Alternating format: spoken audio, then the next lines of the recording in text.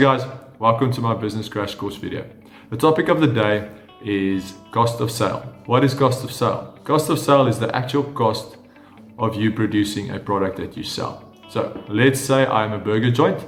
I sell burgers. Yes, I know. I love burgers, and that's why I always chat about burgers. So let's say my burger that I'm going to produce and for my business, it's got 5 ingredients. The 5 ingredients are a bun, a patty, a piece of cheese, a tomato, and sauce. Okay, so if each of those ingredients cost me $5, that means the total cost of sale for that burger is $25. Okay, it's important to understand what a product costs to produce, because if we don't understand that, we can't calculate the gross profit. Okay, if you guys have found this one helpful, it's very short, it's powerful.